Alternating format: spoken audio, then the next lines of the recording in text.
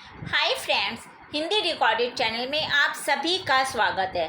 दोस्तों, सुदामा पांडे धूमिल जी का नाम हिंदी साहित्य में सम्मान के साथ लिया जाता है।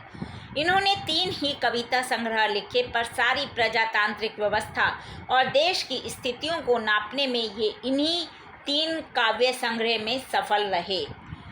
मोचीराम कविता में उन्होंने राजनीति पर जबरदस्त आघात किया है। आज़ादी के बाद सालों गुजर चुके हैं पर आम आदमी के जीवन में कोई परिवर्तन नहीं हुआ।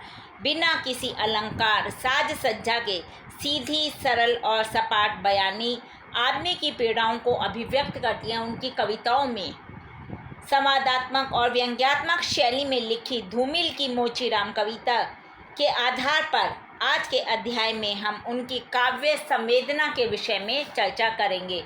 तो चलिए दोस्तों, शुरू करते हैं अपना आज का अध्याय और जानते हैं मोचीराम कविता के आधार पर धूमिल की काव्य संवेदना।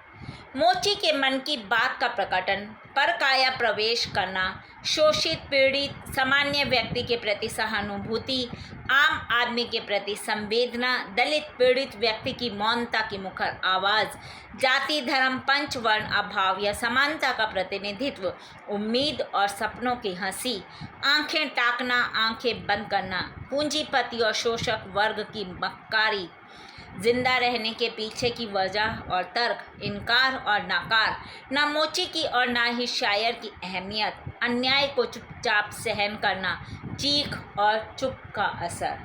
दोस्तों, जो ये धूमिल की कविता आधुनिकता से परे नहीं है।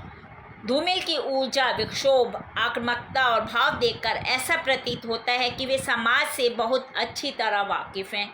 यहाँ धूमिल का एक छोर अराजकता से बंधा है तो दूसरा छोर आधुनिकता से बंधा हुआ है और ये दोनों प्रवृत्तियाँ शुरू से अंत तक उनकी कविता मोचीराम में दिखाई देती है और अपना इन दोनों ने अपना संग साथ निभाया, यानी कि अराजकता और आधुनिकता दोनों ने। धूमिल के मोचीराम का जिक्र किए बिना धूमिल प्रकरण अधूरा रहेगा, क्योंकि यह उनकी सर्वोत्तम कविता है।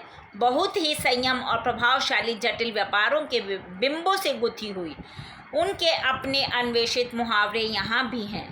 मोचीराम के औजारों के पास शब्द है। कवि के अनुसार जो मोचीराम के जो औजार होते हैं जिनसे वो जूते चप्पल संवारता है, वो भी बोलते हैं, उनके पास शब्द हैं और कहीं ना कहीं वो अपनी बातों से, अपने शब्दों से उनके औजार आदमी को आदमी बनने की तमीज़ भी सिखाते हैं।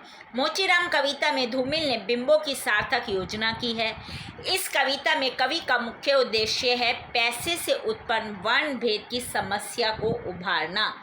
वे मोचीराम को इसका माध्यम बनाते अपनी कविता में और कहते हैं, बाबूजी सच कहूँ, मेरी निगाह में ना कोई छोटा है ना कोई बड़ा है। मेरे लिए हर आदमी एक जोड़ी जूता है जो मेरे सामने मरम्मत के लिए खड़ा है।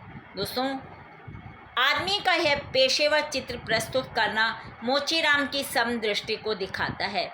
वह भी उस समय जब लोग आदमी का कद पेशे और पोशाक से मापने लगे हैं। इसमें आगे पेशे से आदमी का एक बिंब बनाते हुए कवि कह रहे हैं, क्या कह रहे हैं सुनिए। बाबूजी इस पर पैसा क्यों फूंकते हो? मैं कहना चाहता हूँ मगर मेरी आवाज़ लड़खड़ा रही है। मैं महसूस करता हूँ भीतर से एक आवाज़ आती है, कैसे आदमी हो, अपनी जाति पर थूकते हो। दोस्तों, गरीब आदमी को फटे जूतों से अपनी जाति का बता देना धूमिल के बिंब निर्माण को सहजता से प्रकट करता है। इस कविता में हमने देखा कि बिंबों का जो संश्लेषण है वो धूमिल ने पूरी तारतम्यता के साथ पूरा किया है। धूमिल का काव्य कर्म स्वतंत्रता से पहले भारत के परिदृश्य से उभरा हुआ काव्य है। स्वतंत्रता से पहले देखे गए स्वप्न उनके एक साथ टूट गए थे। दूषित राजनीति, कलुषित मानसिकता, अवसरवादिता, सामाजिक पाखंड, मूल्यहीनता और ढोंग के वातावरण को धूमिल ने गहरे से देखा और परखा और इन सबको देखकर जो उनका हृदय था वो चित्कार कर उठता है। आर्थिक विषमता, भूख, बेरोजगारी जैसे दानवों ने समाज को धर दबोचा है और आम आदमी की बात कहीं खो गई है, दब गई है। और ऐसे में ये सब देख कर इन दुखों को देखकर जो धूमिल जी की है पीड़ा वो झटक जाती है और काव्य के रूप में वो अपनी पीड़ा को व्यक्त करते हैं। स्वाभाविक था कि उनकी काव्य भाषा में ये चित्र धुंधले, स्पष्ट और मार्मिक होकर उभरते, और वो उभरे भी हैं। धूमिल कविता लिखने के लिए विषय को नहीं खोजते हैं, बल्कि सामान्य जीवन में जो फैले पसरे अनुभव हैं वो सहज ही उनकी कविता का विषय बन जाते हैं। और उनकी विशेषता यह है कि वे इन विषयों को कवि हृदय में बुनते हैं, सोचते हैं और फिर विषय की गहराई में पहुंचकर कविता के रूप में संजो देते हैं। जो समाज में फैला आसपास का देखते हैं उसी को वो कविता के रूप में पिरो देते हैं। किसी सामाजिक समस्या को उठाकर समाज के बीच फेंक देना धूमिल को कभी भी रास नहीं आया। विषय की गहराई में जाना ही उनका हमेशा ध्येय होता है। जैसे मोचीराम कविता में मोचीराम के माध्यम से धूमिल ने न केवल एक समस्या को उठाया बल्कि साथ ही साथ अपनी इस कविता में उसका समाधान देने का प्रयास भी किया है।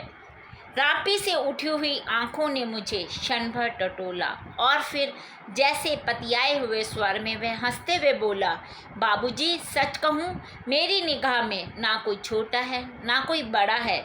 मेरे लिए हर एक आदमी एक जोड़ी जूता है जो मेरे सामने मरम्मत के लिए खड़ा है। यहाँ पर मोचीराम अपने हाथ में लगी रापी से नज़र हटाता है और फिर ऊपर कवि की ओर देखते हुए कहता है कि बाबूजी मैं आदमी के छोटे बड़े रूप को नहीं जानता, क्योंकि मेरी निगाह में हर आदमी समान है और जो भी मेरे पास आया वो अपने जूते ठीक कराने आया है। इसलिए मेरे पास आने वाला कोई आदमी छोटा बड़ा नहीं होता। मेरे लिए वह एक जोड़ी जूते के समान है जो मेरे सामने है। चाहे वो बड़ा आदमी पहन रखा हो जूते, चाहे वो छोटा आदमी पहन रखा हो, मुझे तो उसके जूतों को ठीक करना है और उनको सजाना संवारना ही मेरा काम है। मैं सिर्फ उनकी मरम्मत करने में विश्वास करता हूँ। वे आदमी को आदमी और कर्म को कर्म मानते हैं। उनकी निगाह में कोई भी आदमी छोटा या बड़ा नहीं है, कोई भी काम छोटा या बड़ा नहीं है। हर आदमी जो काम करता है इज्जत से कर रहा है, अपनी मेहनत की कमाई खा रहा है। धूमिल के ने इस कविता के माध्यम से समाज में बनी वर्ग भेद की खाई को न केवल दिखाया है बल्कि कर्म की प्रधानता सिद्ध करके उस भेद को मिटाने का भी उन्होंने प्रयास किया है। इस पूरी कविता में धूमिल जी ने मोचीराम के माध्यम से कर्म ही सब कुछ है यही बताने का प्रयास किया है कि कर्म कोई भी छोटा या बड़ा नहीं है और ना ही कोई आदमी ही छोटा या बड़ा है। तो दोस्तों ये हमने आज के अध्याय में मोचीराम कविता के आधार पर धूमिल की काव्य संवेदना पर चर्चा की। हिंदी भाषा के और भी प्रमुख विषयों पर हम आगे के अध्याय में समय समय पर इसी प्रकार चर्चा करते रहेंगे, पर उनको सुनने के लिए आपको मेरे इस चैनल को लाइक और सब्सक्राइब करना होगा। धन्यवाद दोस्तों, आपका दिन शुभ हो।